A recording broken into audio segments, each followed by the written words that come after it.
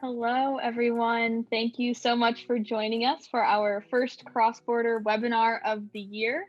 Today, we are excited to have some guests from one of our brand new members, Western Governors University, here to talk to us about competency-based online education for scale. We are joined today by Michelle Love, the chair, of the MBA program at Western Governors University, who has been working in higher education for over 10 years, specifically in marketing and entrepreneurship, as well as arts education.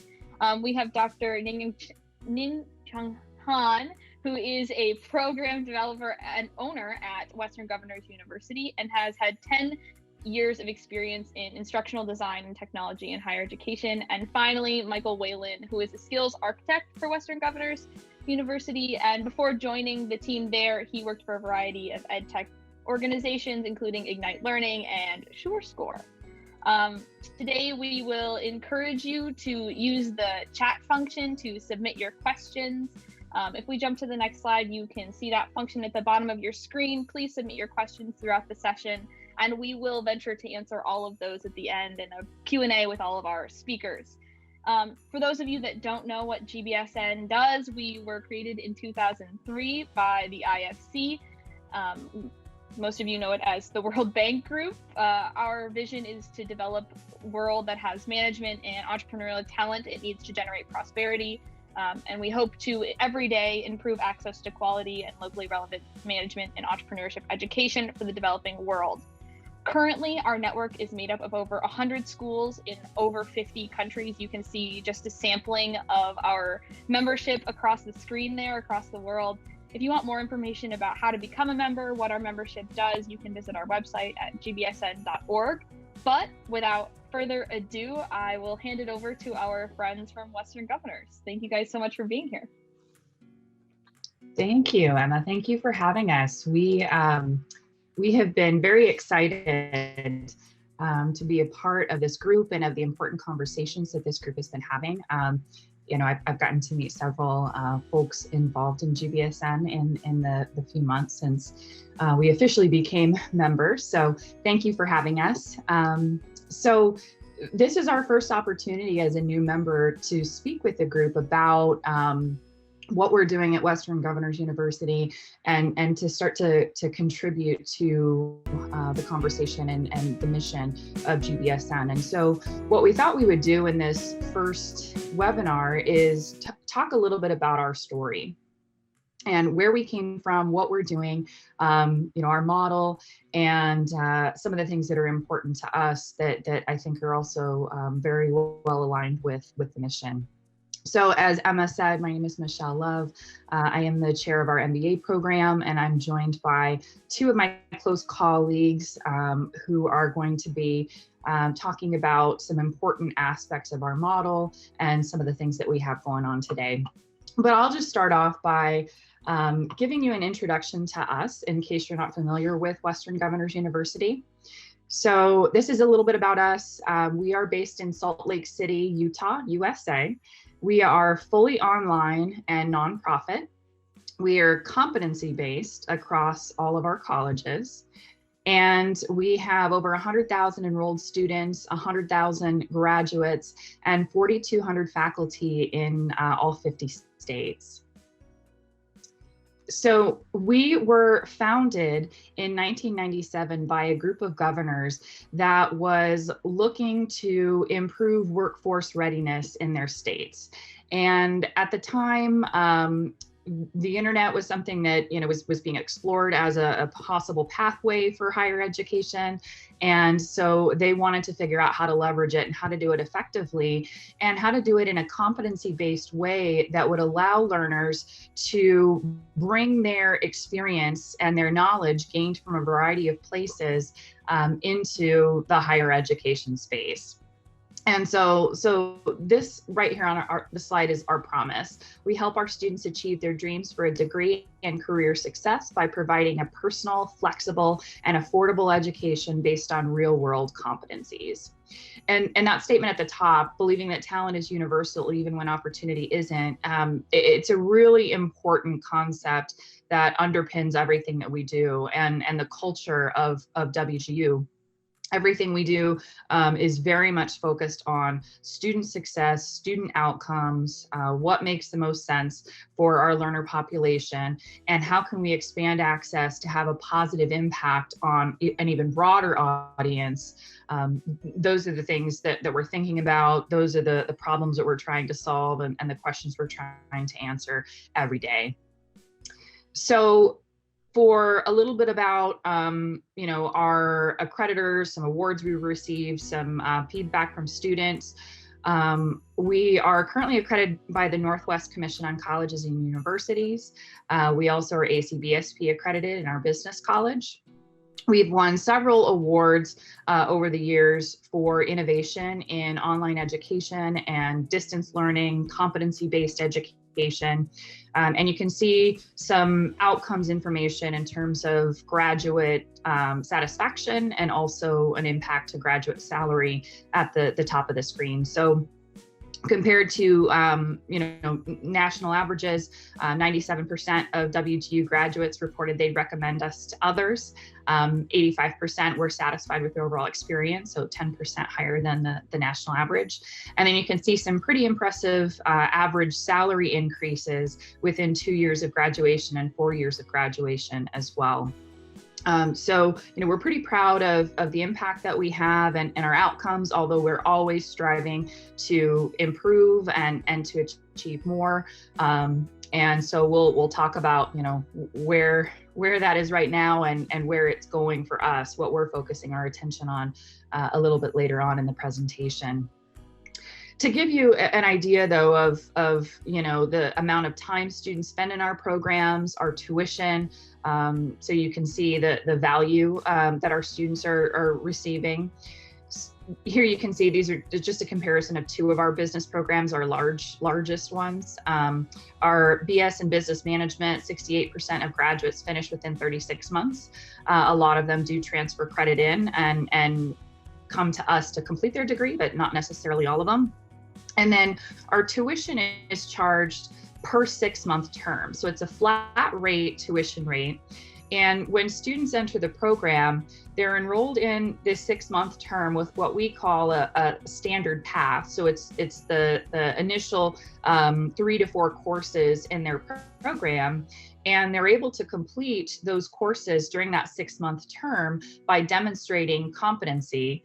And as soon as they've demonstrated competency through a variety of types of assessments, they are able to then move on to the next course. So, being competency-based, we're focused on assessment and we're focused on demonstrating competency in those in-demand, industry-aligned areas, as opposed to specific seat time.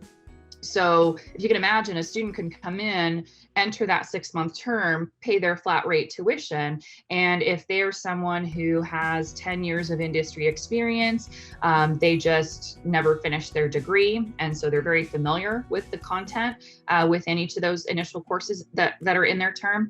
They can complete those courses and then they can actually accelerate additional courses, the subsequent courses into that same term, to work on those as well, and their tuition doesn't change.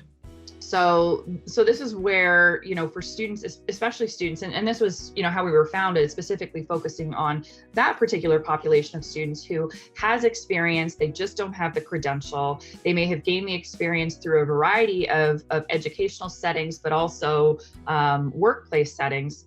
And so they're able to focus on demonstrating competency in those areas where they already have that knowledge and experience, and moving quickly through those courses, while they can then spend more time on the courses in areas that are less familiar to them, where maybe they don't have as much experience or exposure. Now, to look at the College of Business specifically, because one of the things that is important to us with our mission and our promise is scale. And so, we're constantly, like I said, looking at how do we reach more people? How do we improve more lives by helping students achieve their higher education goals?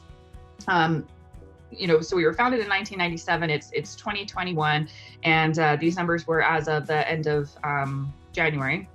So 44,000 students in the College of Business. 11,000 are graduate students. And we have 11 different programs, 5 at the graduate level. So a couple of different MBA programs, a master's in accounting and an MSML program. And then we have 6 different undergraduate programs in business currently.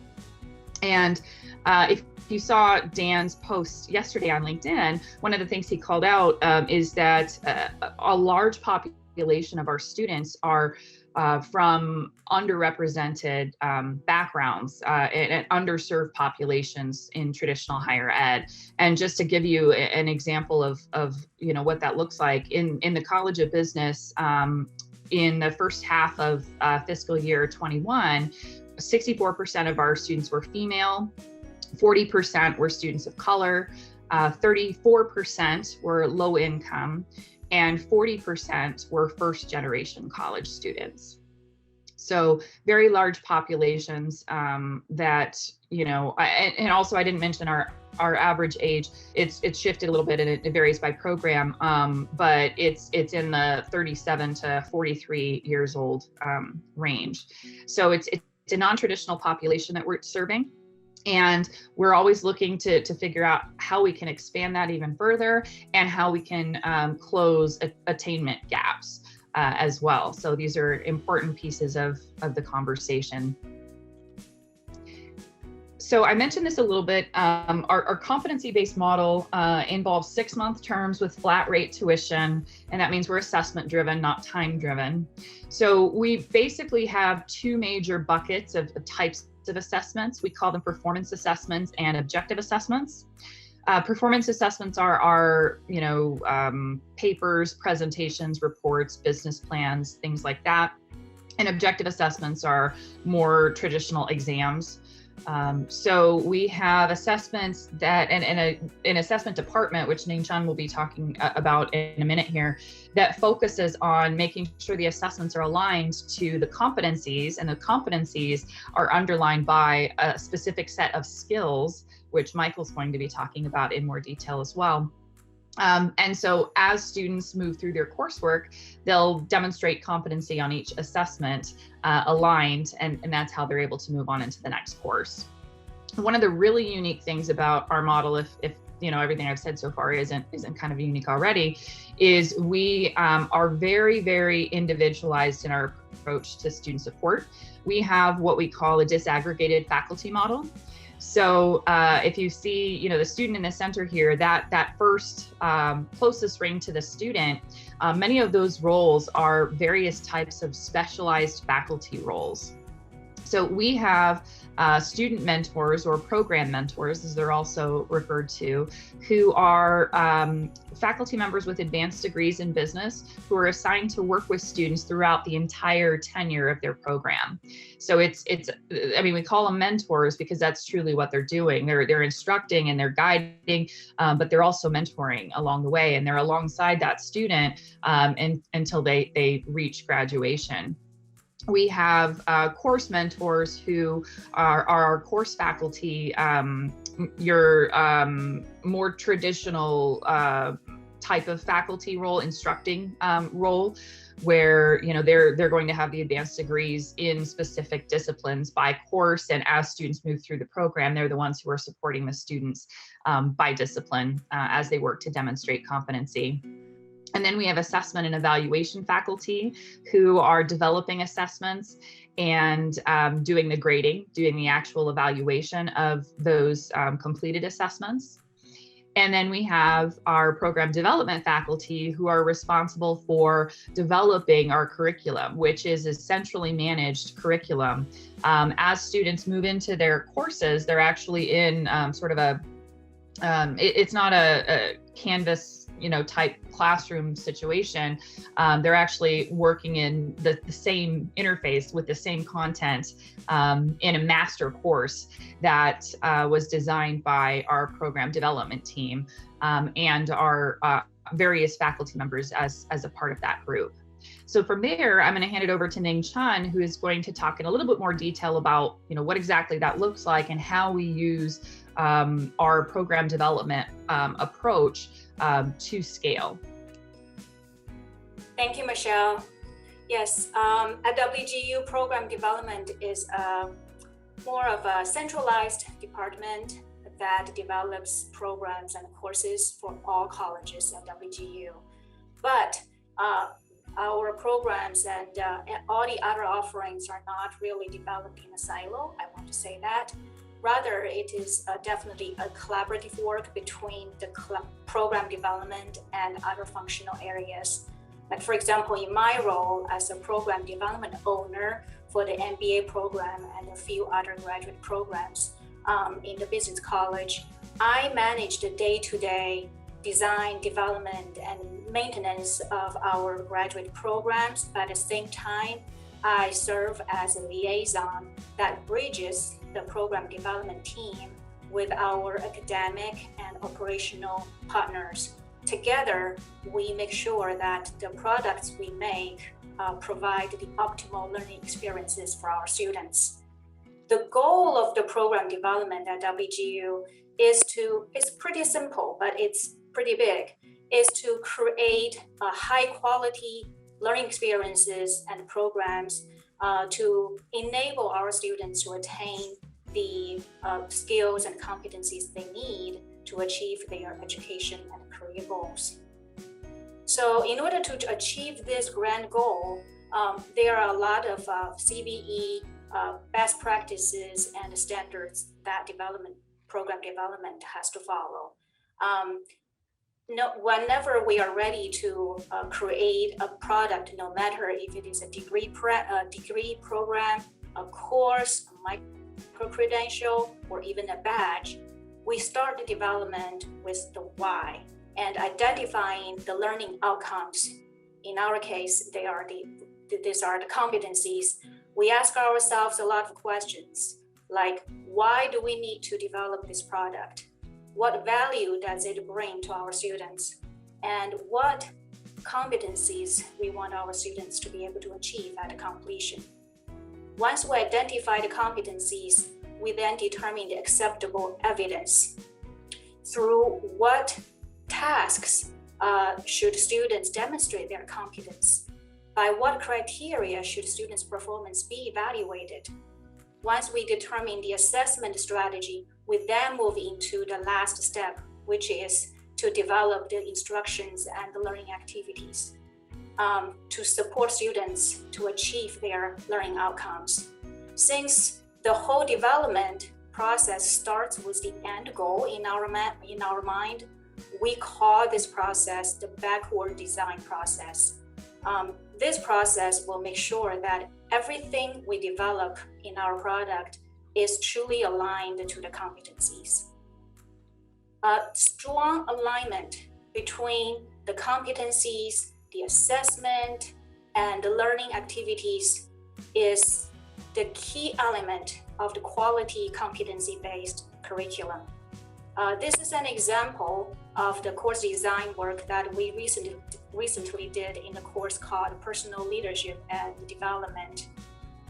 The purpose of the course design work is to establish the alignment and framework for the course before we even get into the content development. In this case, we first identify the competencies that are mapped to the skill sets that are demanded in the labor market. Michael actually in a minute will explain how the skills are identified and inform our competency writing. And then we determine the summative assessment type. In this case, we decided that we need to have a performance assessment to help measure the student's demonstration of this competency. And then to identify the evidence of students' skills development, we develop evidence statements for each competency, and then the learning objectives for each evidence statement. After we establish the alignment between the competency, the evidence statement, and the learning objectives, then we move into curating the learning resources to help support students to achieve the learning objective. We also create formative assessment. This is a very important self-assessment tool that we design in our curriculum. So formative assessment provides immediate feedback to our students, giving our students the evidence of their current progress to help them manage and adjust their own learning. So when there is a performance assessment in our curriculum, we also need to make sure that we create high quality rubric. In competency-based learning, rubric is far more than just an evaluation tool. It articulates the competencies and clarifies with students about what they are learning, why they are learning. Our course instructors also use the rubric to calibrate their understanding of the quality performance so they can better support our students. So this is an example of the rubric that we created for the performance assessment for the course I just mentioned. The rubric has a 3-scale rubric, with the last scale being the competence level. The expectation of the competence level is explicitly described in the rubric. And students cannot just get partial credit for just approaching the competence. They have to reach the competence level in all tasks in order to pass the assessment. And in WGU's model, in the competency-based model, we actually give students multiple attempts, opportunities to try the assessment until they pass the assessment. And each time they try, they make an attempt, they receive constructive feedback from our evaluation faculty that provides help to help our students make the progress, improve their performance until they can reach they can achieve the learning outcomes.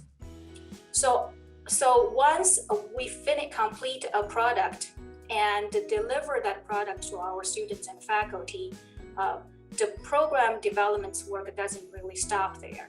In order to maintain the quality and relevancy of our products, we have implemented a continuous quality improvement process.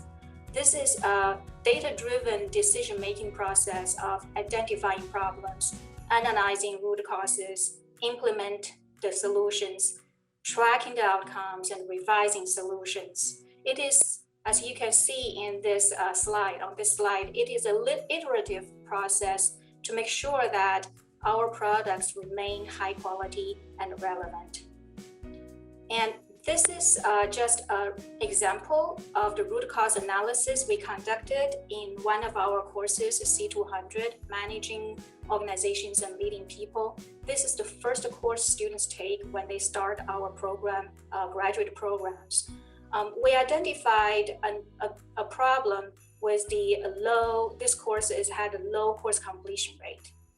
And after we collected data, we identified 4 symptoms that could contribute to the low course completion rate. The course had very low assessment pass rate and also high drop rate.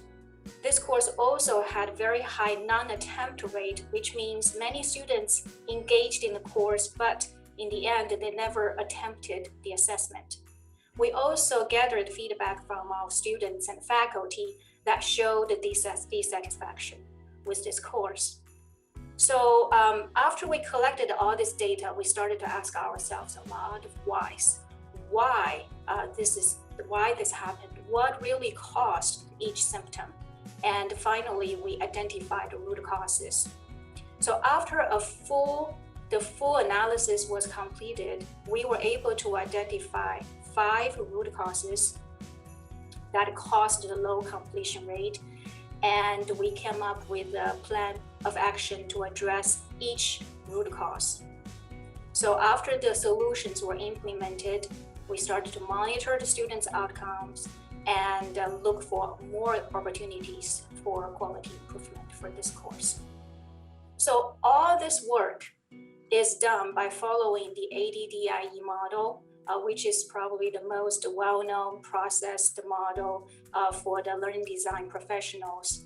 But in order to keep up with the ever-changing landscape of higher education and workforce needs, we broke down this process into 10 phases. This 10-phase process identifies the key milestones and also clarifies the roles and also the task expectations in each phase. And this also process also helps, give us more flexibility to allow us to design, develop, and deliver our offerings more effectively and efficiently.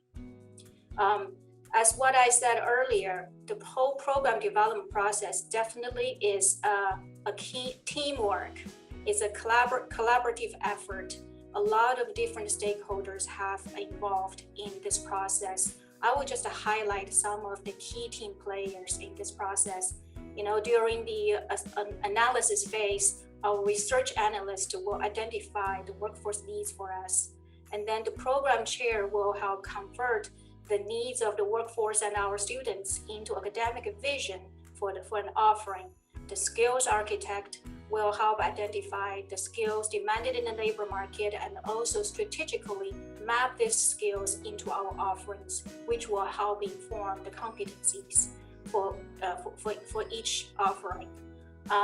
During the design and development process, our own faculty serve as the primary subject matter experts, working very closely with our instructional designers and assessment developers to transform the academic vision into the final product. Accessibility team will make sure that our product is fully accessible to our students. Quality assurance team is probably our last gatekeeper to ensure the quality before we deliver our product to our students and faculty. And of course, project manager will keep us on track and deliver on time.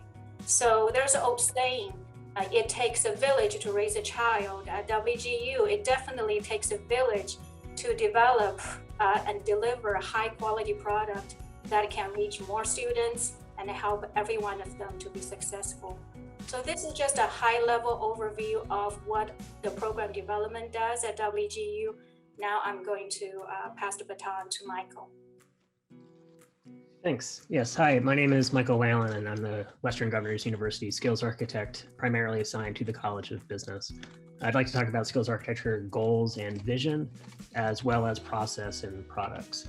So in skills architecture, we research, document, and track market-demanded skills to guide educational products so we can accurately position and promote competent learners. We think of skills as the educational currency between industry and academics. At WGU, one of our leadership principles is student obsession. Everything we do and every decision we make starts with our students. And one of our metrics for success is an employed WGU learner. To that end, we have to ask, what do students and employers need?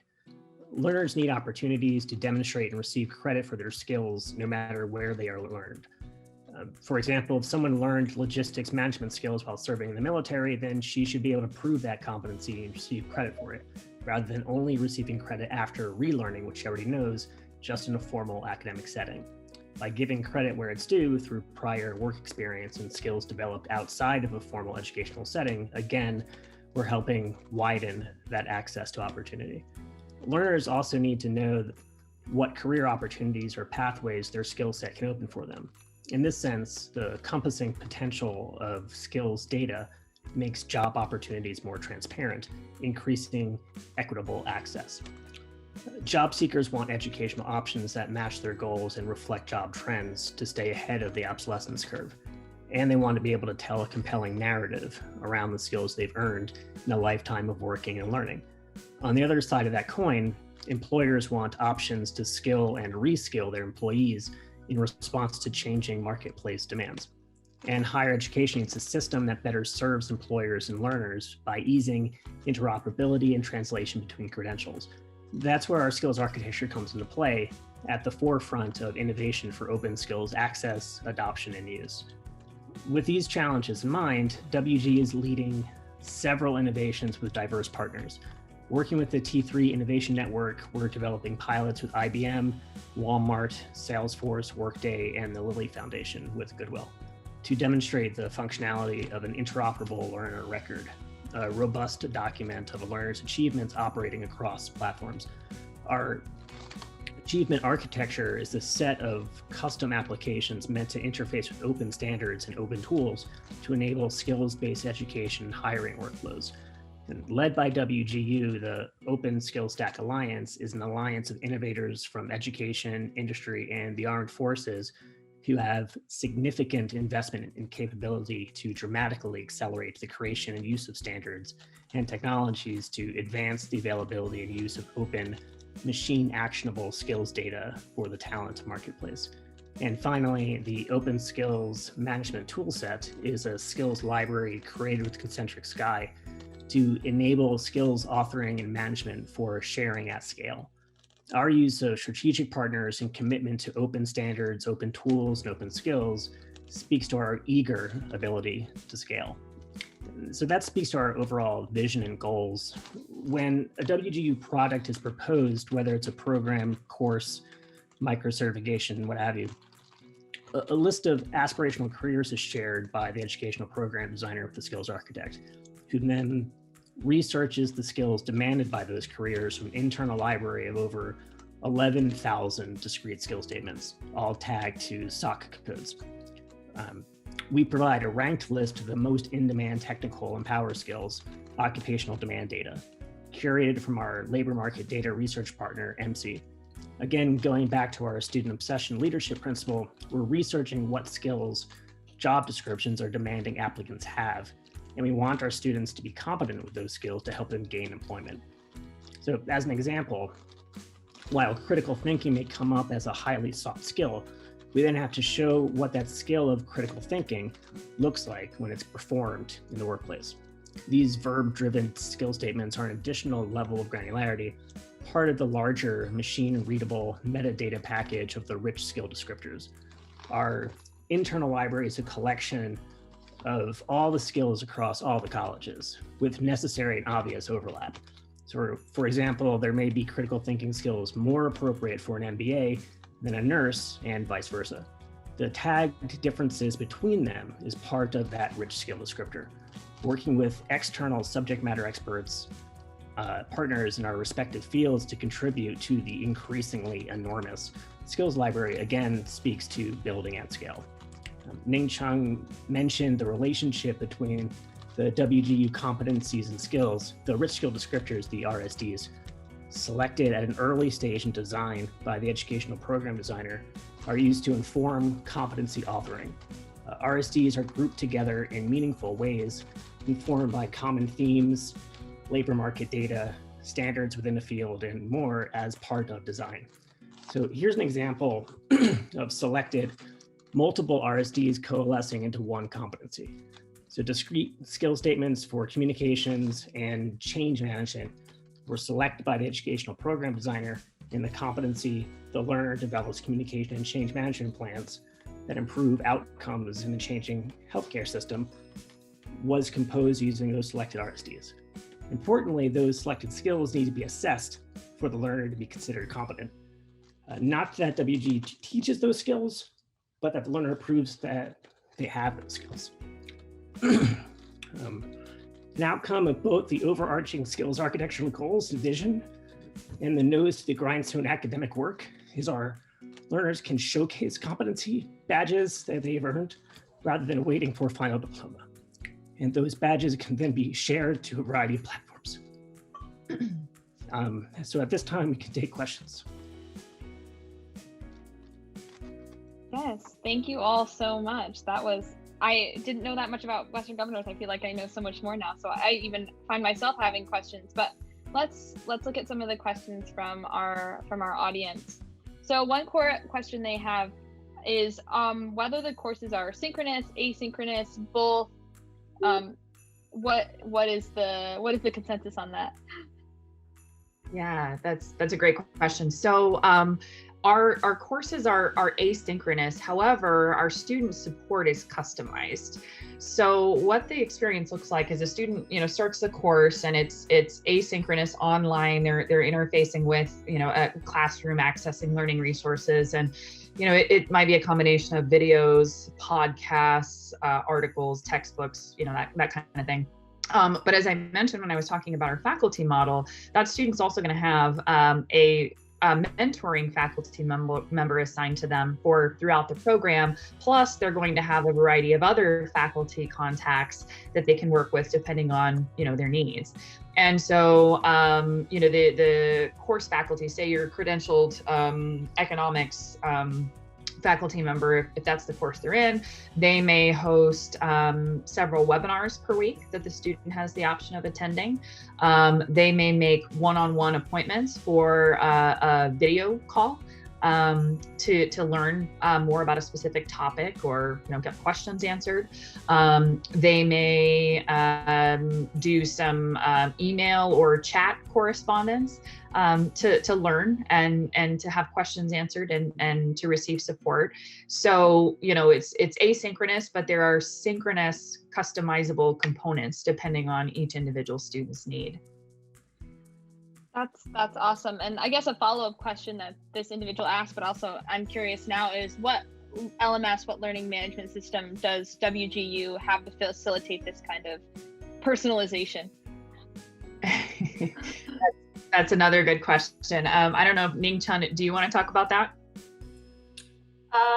Yeah, that is a good question, but it's a simple answer is we have our own homegrown learning management system. We don't use, Blackboard, Canvas, any of that. We have our own homegrown learning management system that supports all of this.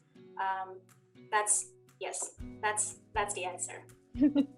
Actually, well, I guess I can say a little bit more. Right now, actually, we are building a more advanced version of our platform now that can support even more different varieties, big varieties of different offerings. So this is definitely something that we own, so we can keep improving to meet the needs that we have. Wonderful. So this question is more derived back towards how you guys do your review of your courses and whether courses are reviewed continually or how often are they reviewed. Is there a process for that kind of review process you talked about? Yeah, well, I guess there's several. So, just kind of as a whole, we want to make sure we're looking at our programs and our courses at least once a year, every 18 months, that type of thing, just in a holistic sense. But we have the continuous quality improvement process Ning-Chun mentioned. If we notice outcomes are changing at a certain point, or we notice that we're starting to receive feedback from students indicating, a need, that type of thing, that will trigger a review of individual courses or sets of courses or the full program. So there's kind of some overlapping processes there. We are truly continuously evaluating student performance and the performance of individual courses and programs. We're looking at monthly data. And one of the things that I didn't mention is that we have students starting the first of every month. So and then of course they are finishing courses and graduating, not necessarily at the end of those 6-month terms, but at the point that they demonstrate competency in all their courses. So we have a constant refresh of data that we're looking at, that we're working with, which is different. When I've worked at institutions that are on a more traditional academic calendar, you're getting a ton of term end data at the end of a semester, that type of thing. For us, it's ongoing. That's super interesting. So someone brings up an interesting question that you kind of have hinted at, but how do you then handle onboarding new students every month on the first day of the month? Is there a process for that? Obviously, I assume it's unique to each student, but is there a process? Yeah, for sure. So that community of care that I was describing on the one graphic, really, really key. They start off working with our enrollment team, and then before they even start, they're introduced to that program mentor, that mentoring faculty member who's going to be by their side throughout their program. And so that relationship is really key because that person serves as their primary point of contact really the entire time. And so they spend a ton of time onboarding them, orienting them with the classroom, with our model, with all of the different support services. Because in addition to all these faculty, we also have, your writing center and math center and library and all of those other support services too. And so they're a liaison that's helping with all that. And on top of that, we do have, an asynchronous orientation course that students complete as well. So there's a bunch that we're doing. And I mean, it's important, right? Because our model is different. And so, regardless of your background and your experience level, there's a good chance that if you're starting school with us, you haven't quite experienced education this way. So that onboarding piece is really important, and it's really intentional. Yeah, absolutely. So someone has asked whether there are any plans to work towards including any synchronous delivery in any of your courses. Is that something you guys consider, or is that not something that's on the plate? Yeah, well, I mean, so, we do webinars and live events and different things like that. In some of our colleges, we do various types of field experience and, practicums and things like that. We are piloting in some spaces some experiential learning options for students right now. I mean, I would love to see us incorporate more of that. I personally am very excited about that. But it does kind of change the timeline for students. And so it's one of those things that we're kind of trying to figure out how that fits into our model. It's going very well so far. Students are loving it, but they go from this place of, we're not time bound, right? So they adjust to that, and then they move into this space that's much more synchronous. And, so we're still working out those details. Well, and I think this time is very unique, and I think everyone's working through those. I think everything is changing very rapidly, so that's good to hear. Have you guys noticed any changes in teaching strategies, methods, because you are so asynchronous during the pandemic or versus pre-pandemic, or has it been largely the same for your learners? The student experience and our faculty experience and all that has been largely the same in concept and process. I will say, and I don't think we're unique in this space, but, having that mentoring relationship, that close relationship with students, I think helps being in a place that's even more important in our students' lives. I mean, some of the conversations they're having, because it's not, you're not this one person I see periodically for 16 weeks. You're this person that I've been with for 3 years, so they're providing, I think, some support beyond, I think, the typical faculty role because of that. That's awesome. So taking a little bit of a turn, you guys spoke a lot about the soft skills, evaluating the soft skills that students might need in the workplace. Can you tell us more about how you assess key power soft skills, such as teamwork, those kinds of skills you talked about? Yeah, Ning-Chun or Michael, do one of you guys want to talk about that? I feel like I've been answering all the questions so far. Well, you are doing a good job, Michelle. Another voice. We do have. That's why actually when I was talking about the program development, when I mentioned we want to make sure that we even though the skills demanded in labor market will inform the competency offering, it doesn't mean that our competencies will only focus on the skills demanded in the labor work, like specific, in specific discipline. But we want to make sure that when we drafted a competency, when we write a competency, we include just like those soft skills as well. So that's why I said the competencies, again, is our anchor, right? We want to make sure that the competencies will include the skills demanded in the labor market, but at the same time, include the soft skills and knowledge, that our students need, the needs that our students need as well. So that's what competency actually is really is about. So very intentionally, we will include the soft skill, those soft skills in our competencies. So with that being said, that means, you will see quite often in our assessment, we will require students to do a lot of like demonstration and presentation. So we will evaluate their, communication skills. We will also have like team-based work. Some of the assessment will include that, so we can evaluate students' collaborative skills, communication skills. We even include like emotional intelligence into our assessment. So all these things that we do include all that in our curriculum. But again, the key is that we make sure that all this is included in our competencies. So we will make sure that we will, build our curriculum to support that, and also build our assessment to be able to really assess if our students have, achieved those skills. Right, and I think there's another question that kind of links directly to this, is about asking, can you guys elaborate on how you link these skills that you're talking about to these course learning objectives? How does that process happen? Yeah, I can speak to that, and Ming Chung also. So you can have a hierarchy where maybe at the top is the competency, and beneath that are the skills that build into the competency.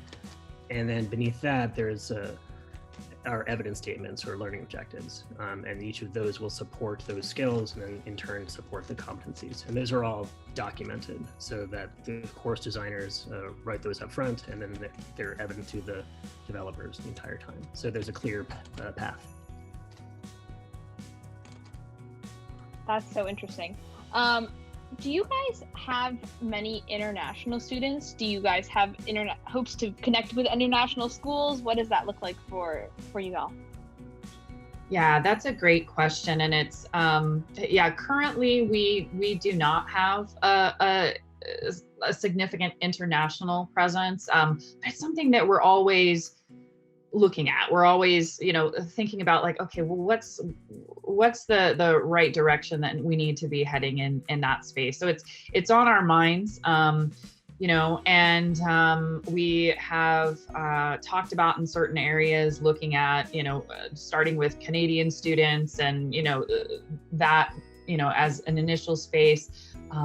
But right now it's not a large part of our population. But I mean, I could see it being, a direction that we go in the future. But it just kind of depends on, a lot of different priorities. I think, one of the things that is important to us, as I talked about with our promise, is we want to expand access to higher education, right? And we believe that higher education is, the catalyst for positive change in lives, right? And that's not just here in the United States. And so that's part of why we are here, with GBSN, is we're trying to figure out, how can we continue to, increase our positive impact. So we're certainly, and I'm certainly open to conversations with folks from other places to figure out what that could look like.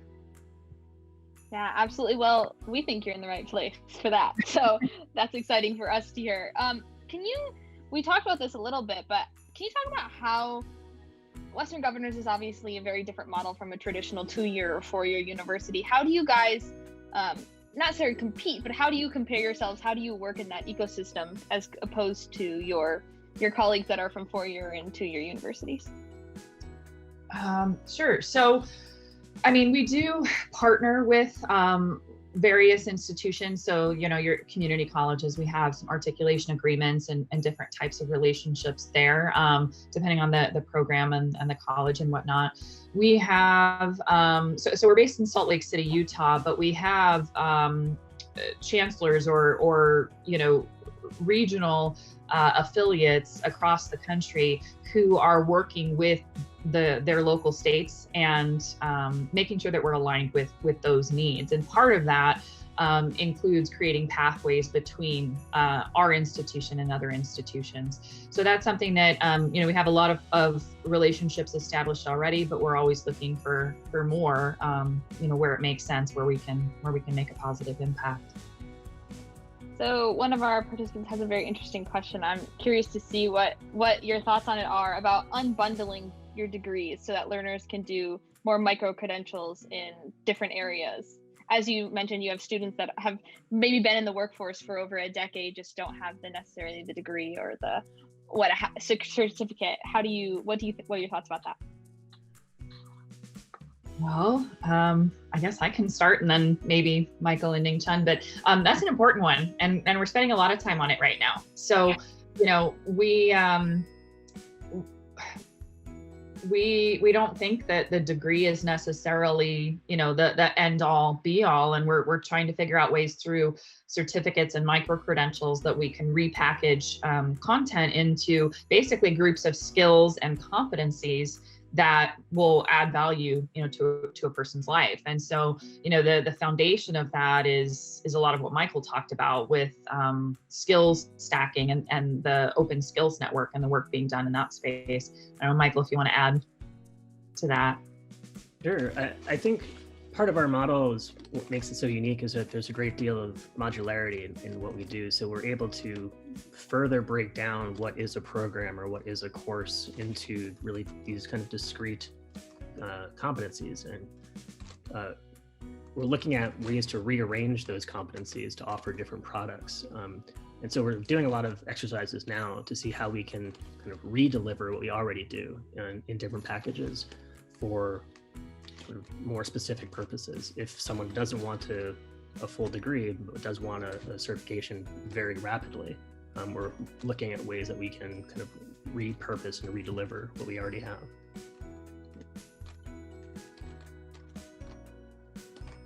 So that's very interesting, because I think a lot of schools right now are trying to pivot. They're trying to figure out how to do that micro credentialing, as there's a lot of people searching for that area right now.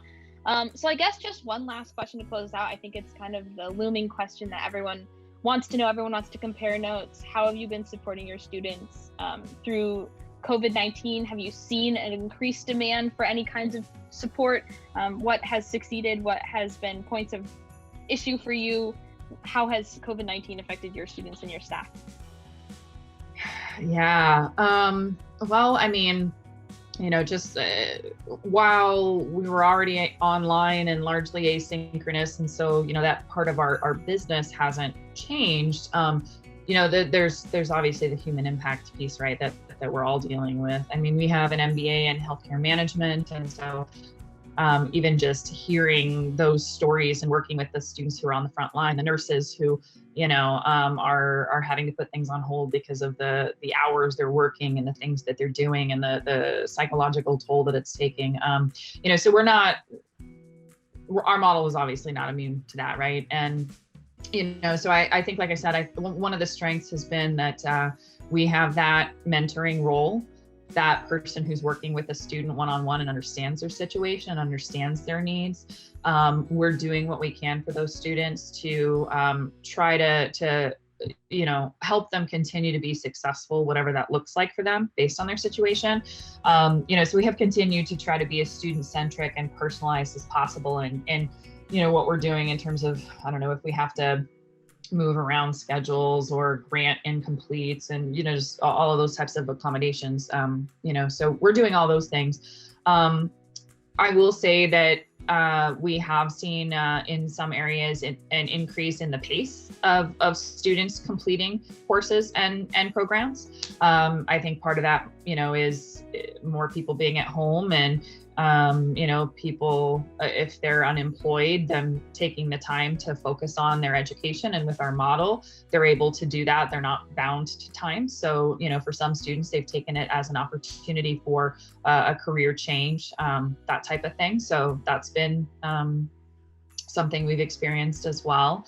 And then we're trying to do what we can. We have faculty who have done various types of webinars and trainings to help parents who are working remotely with, how do you support online learning? Because obviously we have a lot of experience in that space, right? So we've done quite a bit in that sense, just to kind of try to help the community at large with things that are more familiar to us than maybe to folks in K-12 or other institutions. So those are some things. I don't know, Ning Chun, Michael, can you think of anything else in particular to call out in that?